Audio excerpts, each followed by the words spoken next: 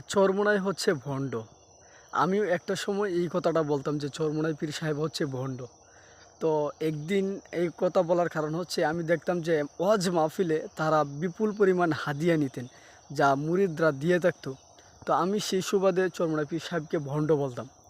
কিন্তু পরবর্তীতে একটা বিষয় আমার মাথার মধ্যে আসতো বা একজন বলল, যে ঘটনাটা মানে বুঝতে পেরে আমি বুঝতে পারলাম যে চরমোনাই পীর সাহেব ভণ্ড না, উনি হচ্ছে বাংলাদেশের একজন মানে আল্লাহ তাআলার আমাদের এই বাংলাদেশের জন্য একটা নিয়ামত।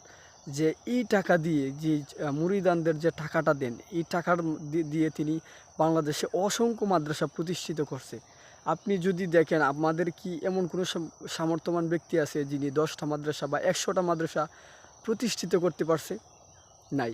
কিন্তু চরমোনাই পীর সাহেবের মাধ্যমে সারা বাংলাদেশে 10,000-এরও বেশি মাদ্রাসা কিন্তু প্রতিষ্ঠিত হয়ে গেছে। তো আশা করছি বুঝতে পারছেন, যেই লোকটা 10,000 মাদ্রাসা প্রতিষ্ঠিত করছে, সে তাকে ভণ্ড বলা আসলে চূড়ান্ত রকমের একটা বেয়াদবি। এবং এই বিষয়টা আপনার জানা দরকার, যাকে ভণ্ড বলছি তাকে জেনে শুনে ভণ্ড বলা উচিত। আশা করছি বুঝতে পারছেন। আমি মনে করি উনার মতো মানে আলেম, ইসলাম দেশ মানবতার জন্য কাজ করেনেওয়ালা লোক বাংলাদেশের দ্বিতীয় আরেকজন আমি কেউ দেখি না, যিনি কিনা তার মুরিদদানদের টাকা নিয়ে তিনি বাংলাদেশে অসংখ্য মাদ্রাসা প্রতিষ্ঠা করছেন, প্রায় 10,000-এর উপরে। মানে এটাই বলতে চাইতেছি যে আসলে উনি ভণ্ড না। উনি আমাদেরকে উনাকে আমাদের সামনে ভণ্ড হিসেবে এক্সপ্লেন করা হয়। আসলে প্রকৃতপক্ষে মানে আল্লাহওয়ালা ব্যক্তি হচ্ছেন উনি।